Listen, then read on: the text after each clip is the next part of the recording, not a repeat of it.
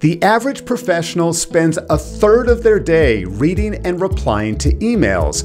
But you don't want to be average, do you? No, you've got so many more important things to get done. So in this video, I'm going to show you 5 steps you can take to spend a lot less time in your inbox. Hello everyone, Scott Friesen here at Simpletivity, helping you to get more done and enjoy less stress. And for years, I spent much more than 30% of my day in my inbox. But after applying these 5 techniques, I spend no more than 1 hour per day, and you can do the same thing. So let's dive in. Tip number 1, turn off all of your email notifications, both your desktop and mobile notifications.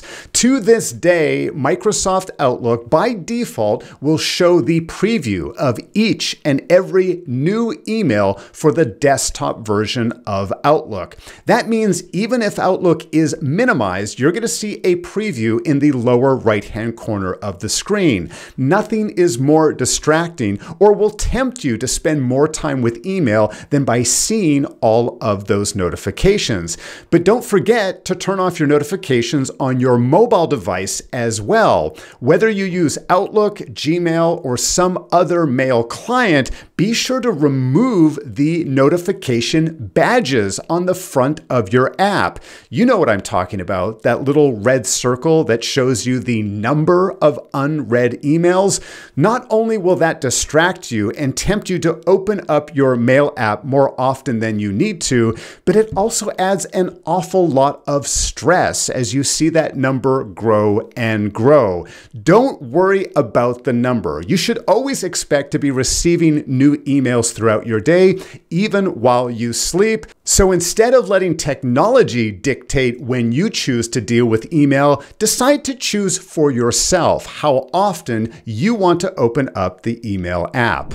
Tip number 2, move all of your read or replied emails out of your inbox. Something that wastes so much of our time is trying to decide where should I start and where should I stop when it comes to addressing my inbox. And here you can see I've got a number of emails which I've either read or replied to. Well, the easiest and best way to keep a clean inbox is to remove everything once you have touched it. Once you've read it, once you've replied to it, once you no longer need it, be sure to move it to your archive folder or to some other folder or label, or if you're really not going to need it again, you can simply go ahead and delete it. Every single email client has a safeguard in place where anything that is moved to the trash folder, for example, will actually remain there for 30 days. So if you need to go back and retrieve it, you can still find it. And archiving your emails is maybe one of the simplest ways to keeping a clean inbox.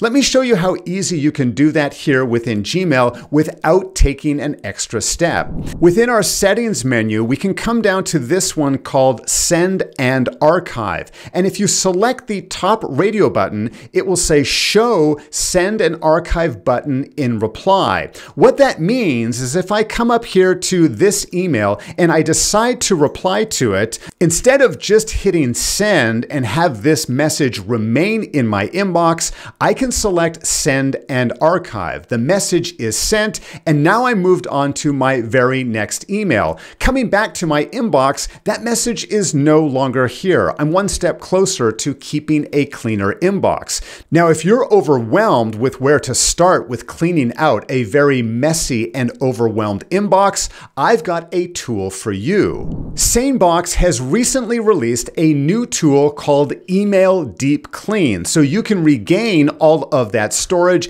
and clean out your inbox. In just a matter of seconds, you can determine how far back you would like it to scan and then select which sender, either based on the total number of emails or the total number of space taken that you would like to remove. This is probably the fastest and easiest way to clean out any inbox, whether you use Outlook, Gmail, Apple Mail, or any other email client. And best of all, you don't have to use some complicated search or filters to do so. If you want to learn more and use Deep Email Clean for free, be sure to click the link in the description down below.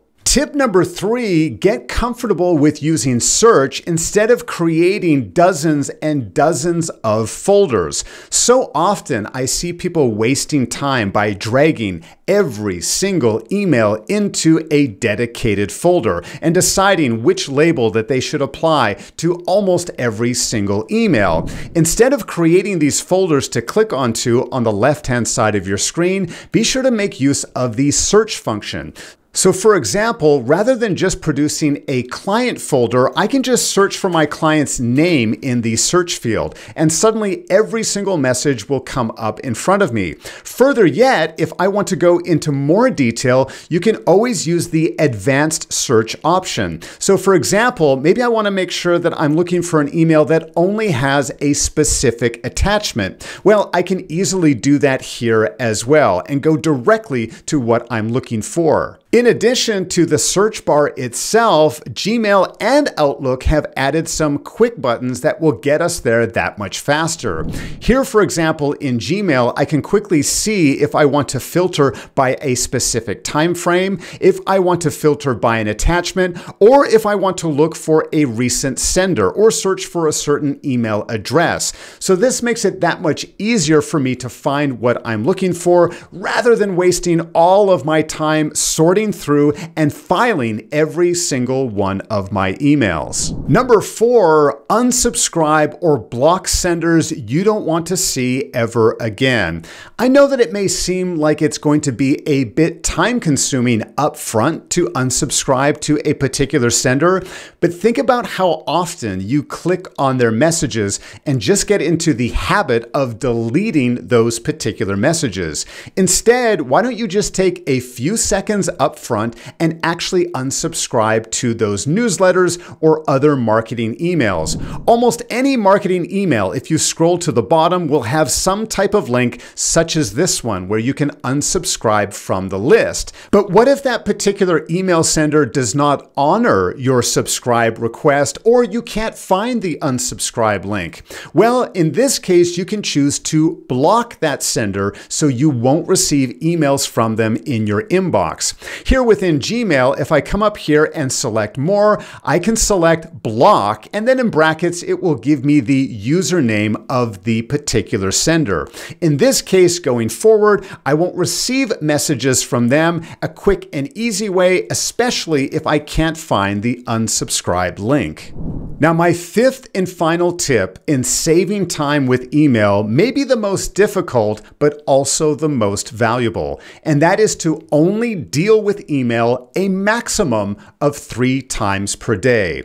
Years ago, I used to spend most of my day with my inbox open on one of my multiple screens. This led me to dealing with email nonstop throughout my day and not accomplishing the things that I wanted to. But when I chose to drastically pull back and only deal with email twice in my day, once in the morning and once in the afternoon, not only was I able to accomplish so much more, but I was actually able to get through more of my email. Why? By only choosing to deal with email at specific times, I could batch and get through so many more of those messages and then not feel the need to come back to my inbox so frequently.